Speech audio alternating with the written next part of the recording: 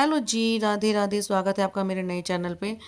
तो आज ये सुबह का टाइम है, सुबह के 6 साढ़े 6 बज रहे होंगे। तो सबसे पहले मैं पूरे घर में झाड़ू लगा देती हूँ। फ्रेश वगैरह हो गई थी, हो चुकी थी। और मंदिर का पर्दे वगैरह खोलने के बाद में पहले मैं हमारे घर में झाड़ू लगते हैं। हम शुरू से ही बचपन से ही अपने घर में ये देखते आ रहे हैं कि हमारे घर में कोई भी काम शुरू होने से पहले कहते हैं बासी घर में कोई भी काम नहीं करना चाहिए। पहले घर में झाड़ू, चाहे पोछा बाद में लगता रहे, लेकिन झाड़ू तो लगनी ही चाहिए। तो यहाँ पर ये गार्डन में मस्ती कर रहा था, लेट रहा था, तो इसको मैंने डांट के अंदर भगाया, क्योंकि इस टाइम ओस वगैरह रहती है। फिर सारा गंदगी करके पूरे घर में गंदगी मचाता। और यहाँ पे झाड़ू वगैरह करने के बाद मैं फिर आ गई थी बाहर गेट पे धोने के लिए। मैं अंदर से पानी इसलिए डाल रही हूँ क्योंकि बाहर स्ट्रे डॉग्स हैं, बच्चे बैठे हुए थे और अंदर ये मेरा बैठा हुआ था। अगर ये दोनों में सारे मिल जाते तो युद्ध तो होना लाजमी ही था। तो इसी वजह से उनको मैंने पहले हटाया, यहाँ से भगाया। फिर मैंने यहाँ पे सारा बाहर का आंगन वगैरह भी धो दिया था। उसके बाद में मैंने सोचा नहाने धोने से पहले कि नहाने से पहले मैं दाल भिगो दूँ, क्योंकि आज ब्रेकफास्ट में मैं प्लान कर रही थी मूंग की दाल का चीला। और जितना भी उससे पहले जो फ्रिज में सामान रखा था ना, जो दही होता है, दूध होता है, ये सब मैं पहले बाहर निकाल कर देती हूँ कि जब तक मैं नहाऊंगी तो थोड़ा नॉर्मल हो जाएगा, क्योंकि फ्रिज में रखा तो बहुत ठंडा हो जाता है। तो यहाँ पे मैंने दाल को 2-3 बार वॉश करके गर्म पानी से भीगने के लिए रख दिया था। इतने मैं अपने नहा धो के मैंने पूजा वगैरह कर ली। मैं नहाई धो, ये देखिए, कर लीजिए दर्शन मेरे ठाकुर जी और श्री जी के। तो मेरी यहाँ पे पूजा पाठ हो चुकी थी। पूजा पाठ करने के बाद में मैं फिर यहाँ पर आटा लगाने लगी, लंच की तैयारी कर रही थी, क्योंकि हस्बैंड को लंच भी देना होता है। इतने हस्बैंड नहा रहे थे, वो भी पूजा कर रहे थे, तो मैंने यहाँ पे लंच की तैयारी कर दी। तो आज मैंने हस्बैंड को लंच में दिए थे मसाले वाले आलू, जीरा आलू और पराठे।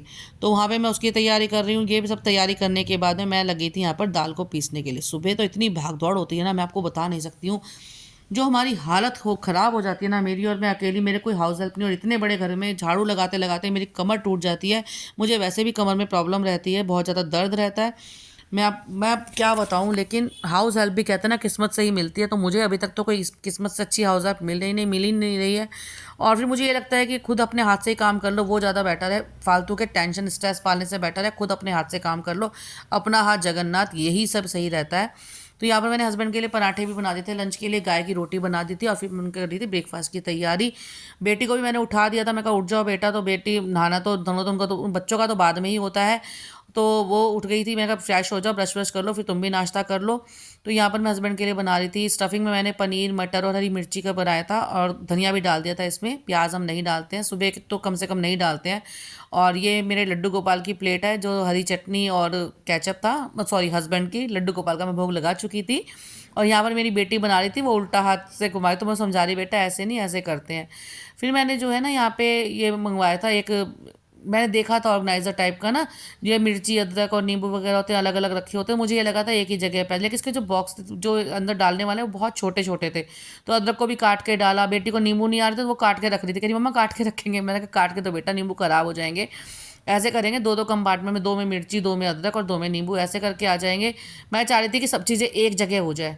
और अभी बर्तन भी पड़े थे, और बाहर आज हवा चल रही थी, तो ये सारे पेड़ है उधर से पत्ते उड़ उड़ के आ जाते हैं, सारा गंदगी हो जाती है। और मेरा यहाँ पर आ गया था एक पार्सल। मैंने फ्लिपकार्ट से एक्चुअली एक साड़ी ऑर्डर करी थी, जो बहुत ही सुंदर आई थी और बहुत ही रीज़नेबल रेट में आई थी। मतलब ये साड़ी 400 के अंदर अंदर साड़ी थी, और बहुत ही सुंदर साड़ी थी, बहुत ही प्यारी थी, कलर भी बड़ा प्यारा था। मैंने इसके रिव्यूज़ देखे ना, तो मुझे मज़ा आ गया था। ये साड़ियाँ ऐसी हैं जो मेरे को तैयार करवानी है, और मैं साड़ियाँ ऑर्डर करती रहती हूँ, बट मैं पहन नहीं पाती हूँ। लेकिन ये साड़ी बहुत सुंदर लग रही है, देखो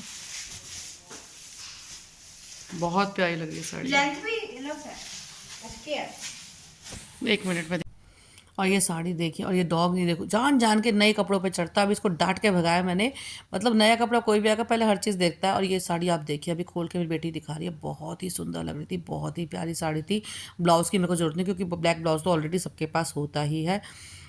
तो ये साड़ी वाकई में बहुत सुंदर थी, इसको मैं जल्द तैयार करके पहनने वाली हूँ। मेरे पास बहुत सारी साड़ियाँ हैं जो मैं तो तैयार नहीं करवाई हैं, मैं ख़रीद लेती हूँ लेकिन पहन नहीं पाती हूँ।